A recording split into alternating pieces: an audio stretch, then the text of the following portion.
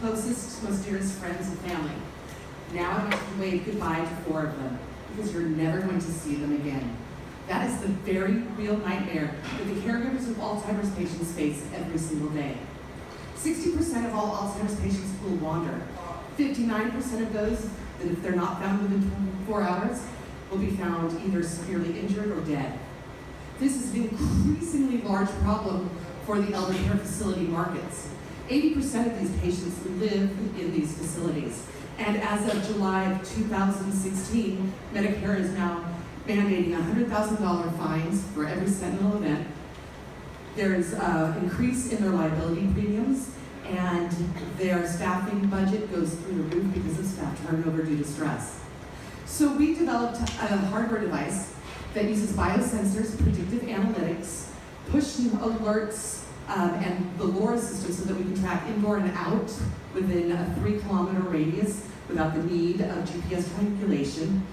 And what it does is it learns their normal patterns of behavior, and then when they deviate from those normal patterns of behavior, it sends a push alert out to the caregivers so that they can immediately find them within the facility and prevent them from wandering by redirection.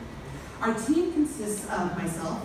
I'm a nurse that has 14 years experience in this space as an administrator and as a bedside caregiver. My partner is a dear friend of mine for 10 years. He is an EECS grad from Berkeley and works part-time in Lawrence Berkeley Lab when he's not working with me.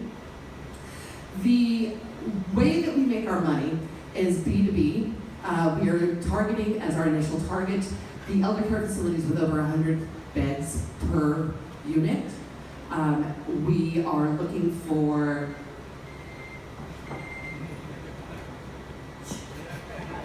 That's okay, go ahead, finish. How much you raising from the sharks? $1 million.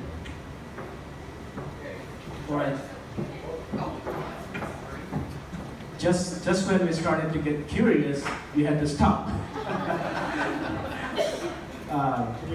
So the question is, how far are you? We have a prototype. We've tested on a few patients. We've had positive responses. We've tested on some autistic children as well because they have higher sensitivity to things. The device is placed in the waistband of the undergarments with the biosensors over the femoral arteries, so we wanted to make sure that it didn't bother anyone with the placement. My question is, how do you stay ahead of the competition and build a competitive moat? Because these hardware companies can be easily replicable. You see a lot of wearable companies that, there's 1,000 wearable companies on the market. So because of my insight of working with this demographic for the last 14 years, right now you have a lot of places that are just doing the GPS tracking. There aren't a lot of places that are doing monitoring. The closest competitor that we have is GE's Quiet Care, and that's monitoring for nurses actually with the patients in their hospital. So because of my knowledge of what they normally do, we have the IP for the placement of the biosensors as well as the algorithm that does the predictive analytics. So I hope that answered the question.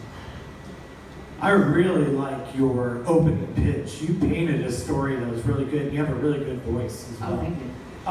Tell me about the IP you have. It's all patent pending. Is that the only Correct. defensible IP? Yes, it is. It's the placement. We also have an improvement patent on the actual method that uses it from. Have you got any word back from the patent examiner? No, not yet. I'm relatively new. I've been working at this, learning how to code, and then learning how to actually build the hardware devices for the last 2 years. And I just finally incorporated 5 months ago. And on top of that, you're a nurse. Congrats. Yes, thank you. Hello. I've invested heavily in this space. I love this space, and I love what you're doing, so we're going to talk after and have Okay. some thoughts, okay? Wonderful.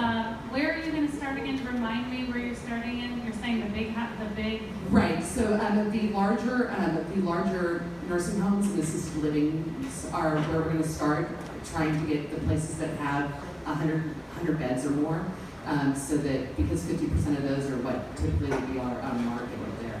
Okay, so I disagree with that. So Okay. we're going to talk about. Yeah. Anyway, what's your valuation of? I'm pre-revenue. The closest thing that I've looked at was $3.3 million to $5 million. Okay, so before you go down that road, let's talk. Yes, ma'am. Congratulations, getting started. Have you thought through what your potential sales process will look like? Yes. I'm so sorry.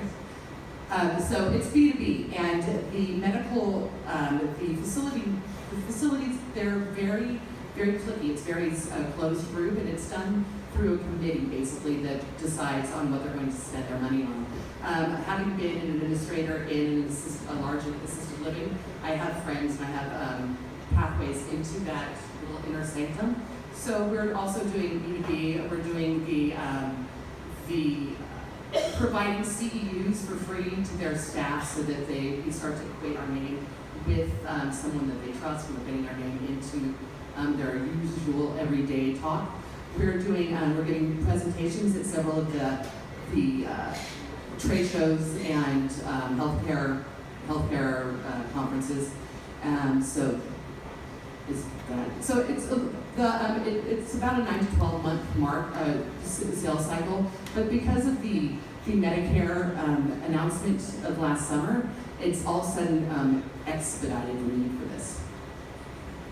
I used to sit on a medical board, and so I would agree that it's a long process. Thank you. My questions are answered. Good presentation. Thank you. All right.